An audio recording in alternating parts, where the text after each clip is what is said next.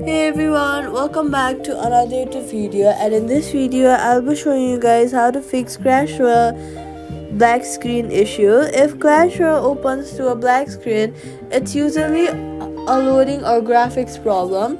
Close the app completely, swipe up from the bottom of your screen, look for Clash Royale and then swipe it away. After that, go ahead and reopen it.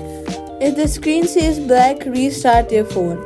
Now check your internet connection. Try switching between Wi-Fi and mobile data if needed.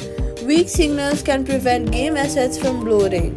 Then head over to your app store, search for Clash Royale, and then you're going to update your app. Updating your app, make sure you have all the latest files and bug fixes. So make sure to update your app to the latest version from the app store. On Android, clearing the app cache can help.